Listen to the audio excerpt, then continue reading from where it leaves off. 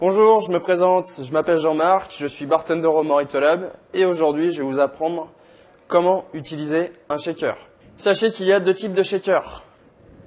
Généralement, dans les bars très professionnels ou bien dans les bars d'hôtel, c'est le genre de shaker qu'on utilise. On nomme ce shaker Continental. C'est un shaker qui coûte vraiment très très cher, qui est en modèle beaucoup plus réduit, car il est généralement en argent. Il coûte aux alentours de 100-150 €. Il coûte très cher. C'est pour ça que très peu de gens l'utilisent. Ensuite, nous avons le Boston Shaker, produit qui vient tout droit des États-Unis. En fait, comme vous pouvez le voir, il n'a pas de couvercle sur le dessus. Il est très maniable, très léger. C'est en acier inoxydable et ça coûte aux alentours de 10 €. Maintenant, je vais vous montrer comment utiliser un shaker. On va utiliser le shaker Boston. Pourquoi? Parce que c'est le shaker qu'on trouve le plus dans le commerce et que vous pouvez vous procurer le plus facilement. Ce qu'on va faire, on va utiliser un verre de 35 centilitres en moyenne. Ce verre, il s'emboîte sur notre shaker. Ce que l'on va faire, on va mettre des glaçons dans notre verre, ajouter nos produits,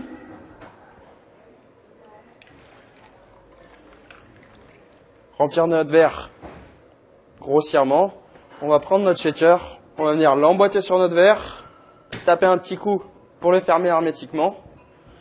On va le retourner et ce que vous allez faire avec votre main gauche, vous allez placer votre petit doigt sous le shaker et votre main va venir le recouvrir. Avec votre main droite, vous allez placer votre pouce sur le dessus et le reste de votre main va le recouvrir. Cette position-là est très pratique. Ça nous permet en fait de bien maintenir le shaker quand on va shaker et ça va nous éviter qu'il glisse. Ensuite, mouvement très simple à réaliser.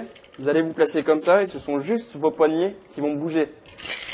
Comme ceci, du haut vers le bas. Ce ne sont pas vos bras qui vont faire ce mouvement, ce sont juste vos poignets. Vous allez le faire pendant environ 7 à 10 secondes afin de bien refroidir vos ingrédients. Et vous allez voir qu'une buée se forme sur le shaker. Comme ici, ça veut dire que votre cocktail est prêt et qu'il est refroidi.